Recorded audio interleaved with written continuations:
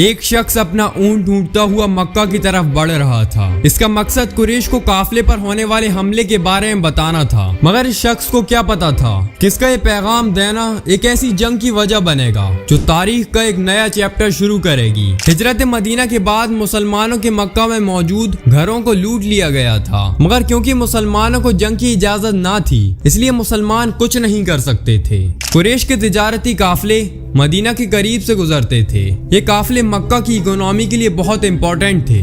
جنگ کی اجازت ملتے ہی رسول اللہ نے قریش کو اکنامیکلی نقصان پہنچانے اور لوٹا ہوا مال واپس حاصل کرنے کے لیے قریش کے قافلوں پر حملہ کرنا شروع کر دیا۔ رسول اللہ کو یہ خبر ملی کہ قریش کا ایک بہت بڑا قافلہ جس میں 1000 اونٹ اور 50,000 دینار شامل تھے شام سے مکہ آ رہا ہے۔ اس قافلے کے سردار ابو سفیان تھے۔ ابو سفیان ان راستوں کو اچھی طرح سے جانتے تھے اور انہیں مسلمانوں کے حملے کا بھی ڈر تھا، اس لیے انہوں نے اپنے جاسوس مسلمانوں کی جاسوسی میں لگائے ہوئے تھے۔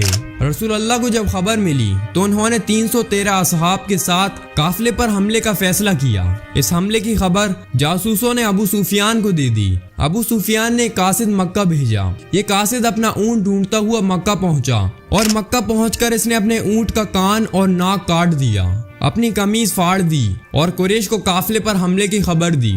قریش نے مشورے کے بعد مسلمانوں کا مقابلہ کرنے کا فیصلہ کیا اور 1000 سپاہیوں کا لشکر کے ساتھ مسلمانوں کے مقابلے کے لیے نکلے۔ اس لشکر کا سپہ سالار ابو جہل تھا۔ دوسری طرف ابو سفیان جو راستوں کو اچھی طرح سے جانتے تھے، انہوں نے قافلے کو جدہ کی طرف سے موڑ لیا جس سے یہ قافلہ حملے سے بچ نکلا۔ ابو سفیان نے یہ خبر جب ابو جہل کو دی تو ابو جہل نے واپس جانے سے انکار کر دیا اور مسلمانوں کو ختم کرنے کا فیصلہ کرنے کے بعد آگے بڑھا۔ رسول اللہ کو جب قریش کے لشکر کا پتہ چلا تو رسول اللہ نے بدر کی طرف بڑھنے کا فیصلہ کیا۔ مسلمان لشکر میں گھوڑے اور اونٹ بہت کم تھے، زیادہ مسلمان پیدل ہی چل رہے تھے، جنگی سامان بھی زیادہ نہ تھا، جبکہ اس کے مقابلے میں قریش کے کئی افراد کے پاس مکمل جنگی سامان تھا اور اونٹ اور گھوڑے بھی تھے۔ مسلمان لشکر قریش سے پہلے بدر پہنچا اور خیمہ زان ہوا، مگر صحابہ کی رائے کے بعد رسول اللہ نے پانی والی جگہ کے قریب کیمپ لگوایا۔ رسول اللہ کے حکم پر ایک حوض بنایا گیا اور اس میں پانی جمع کر دیا گیا اور باقی کنویں کو بند کر دیا گیا۔ قریش کا لشکر جب بدر پہنچا تو انہیں سارے کنویں بند نظر آئے۔ رسول اللہ نے صحابہ سے مشورہ کیا کہ جس میں تمام صحابہ نے رسول اللہ کو آخری دم تک ساتھ دینے کا فیصلہ کیا۔ جنگ سے 2 رات پہلے ایک زوردار بارش ہوئی۔ اس بارش کی وجہ سے قریش کے لشکر کے لیے چلنا مشکل ہو گیا، جبکہ مسلمان لشکر کی طرف والا حصہ سخت ہو گیا، جس کی وجہ سے اس پر چلنا آسان ہو گیا۔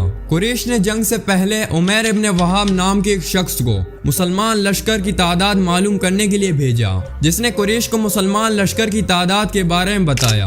مسلمان لشکر کی صفیں خود رسول اللہ نے سیدھی کی اور ہدایت کی کہ تیر تب تک نہ چلائیں جب تک کہ دشمن قریب نہ آئے تاکہ تیروں کا نقصان نہ ہو۔ جنگ کی شروعات 17 رمضان کو قریش کی طرف سے ہوئی، جب قریش کے ایک شخص نے یہ دعویٰ کیا کہ خدا نے اسے مسلمانوں کے کنویں سے پانی پینے کا حکم دیا ہے، جس کے بعد وہ آگے بڑھا۔ کنویں کے قریب کوئی نہیں تھا، وہ کنویں کے قریب پہنچا، پانی پینے کے لیے جھکا، اتنے میں حضرت حمزہ آ گئے اور اسے 2 ہی وار میں قتل کر دیا، جس کے بعد قریش کے لشکر سے 3 پوری طرح جنگی سامان پہنے شخص باہر نکلے۔ یہ قریش کے سردار عتبہ، شیبہ اور ولید تھے۔ انہوں نے مسلمانوں کو مقابلے کے لیے للکارا، جس کے جواب میں 3 انصار نکلے، مگر انہوں نے انصار سے لڑنے سے انکار کر دیا، جس کی وجہ یہ تھی کہ قریش سوچ رہے تھے کہ جنگ کے بعد وہ مسلمانوں کو ختم کر دیں گے اور اگر وہ اوس یا خزرج قبیلے کے شخص کو مار دیں گے تو وہ قبیلے قریش کے دشمن بن جائیں گے۔ انکار کے بعد انصار واپس لشکر میں چلے گئے اور مقابلے کے لیے حضرت حمزہ، حضرت علی اور حضرت عبیدہ بن حارث نکلے۔ حضرت حمزہ اور حضرت علی نے شیبہ اور ولید کو آسانی سے قتل کر دیا، مگر حضرت عبیدہ زخمی ہو گئے۔ حضرت حمزہ عتبہ کی طرف بڑھے اور اسے بھی قتل کر دیا، جس کے بعد حضرت حمزہ اور حضرت علی حضرت عبیدہ کو اٹھا کر واپس لشکر میں لے آئے۔ اس کے بعد دونوں طرف سے ایک دوسرے پر تیر برسنے لگے۔ आसमान तीरों से भर गया। इसमें मुसलमानों को कामयाबी मिली और कुरैश का नुकसान हुआ, जिसके बाद कुरैश ने मुसलमान लश्कर पर हमला कर दिया। इस दौरान रसूल अल्लाह से फतह की दुआ फरमा रहे थे। कुरैश हमले के कुछ वक्त बाद कमजोर होना शुरू हो गए और पीछे हटने लगे। रसूल अल्लाह ने मुसलमानों को हमले का हुक्म दे दिया। मुसलमानों ने पीछे हटते कुरैश पर पूरी ताकत से हमला कर दिया। मुसलमानों का नारा ग़ज़वा बदर में अहदुन अहद था। इस दौरान मुसलमान लश्कर के दोनों तरफ से हजरत जिब्राइल अलैहिस्सलाम की कमान में फरिश्तों का लश्कर भी मुसलमानों की मदद के लिए आ गए। फरिश्तों को देखकर शैतान, जो सुराका इब्न मालिक की शक्ल में कुरैश के साथ था, मैदानी जंग छोड़कर भाग गया। रसूल अल्लाह सल्लल्लाहु अलैहि वसल्लम ने एक मुट्ठी मिट्टी उठाई और उसे कुरैश के लश्कर की तरफ फेंका, जिससे उनके दिल में खौफ पैदा हो गया। उमैया बिन खलफ, जो कुरैश के सरदारों में से एक था और हिजरत से पहले उसने हजरत बिलाल पर बहुत जुल्म किया था, वो हजरत बिलाल के ही हाथों कत्ल हुआ। अबू जहल, जो कुरैश का सबसे बड़ा सरदार था, मैदान जंग से थोड़ा सा दूर खड़ा था, तो दो कम उम्र असहाब हजरत मुआज और मुआज अबू जहल की तरफ बढ़े और दाएं और बाएं दोनों तरफ से अबू जहल की टांगों पर हमला कर दिया और अबू जहल नीचे गिर गया। उसके बाद हजरत अब्दुल्ला इब्न मसूद आगे आए और अबू जहल का सर काट दिया।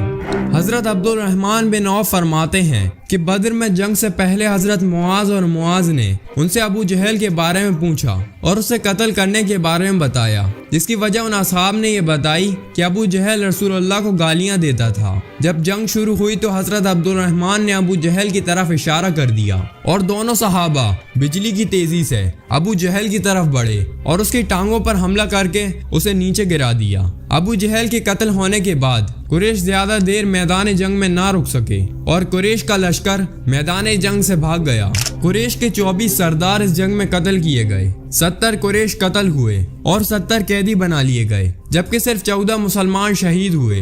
ग़ज़वा बदर में 35 कुरैश को हजरत अली ने कत्ल किया। ग़ज़वा बदर के कैदियों के साथ मुसलमानों ने इंतहाई अच्छा सलूक किया। जो मुसलमानों ने खाया वही कैदियों को खिलाया, यहाँ तक कि अगर रोटी का एक टुकड़ा होता तो वो कैदियों को दे दिया जाता और मुहाफिज मुसलमान भूखा रहते। बदर के कैदियों को फिदिया लेकर या मुसलमान बच्चों को पढ़ना लिखना सिखाने के बदले में आजाद कर दिया गया। कुछ दिन बदर में रहने के बाद मुसलमान लश्कर वापस मदीना लौट आया।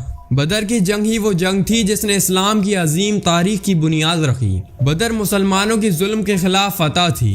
बदर के बाद इंतकाम में कुरैश जल रहे थे। अबू सुफियान की बीबी हिंद के बाप, चचा और भाई तीनों कत्ल हो गए थे। अगले साल फिर मुसलमान और कुरैश के दरमियान ओहद के मुकाम पर जंग हुई, मगर ये जीती हुई जंग मुसलमान किस तरह हारे, रसूल अल्लाह का हुक्म न मानने का क्या अंजाम हुआ और क्यों 300 अफराद ओहद से कुछ वक्त पहले मुसलमान लश्कर को छोड़कर वापस चले गए, ये सब आप जानेंगे अगले एपिसोड में। तब तक के लिए सब्सक्राइब।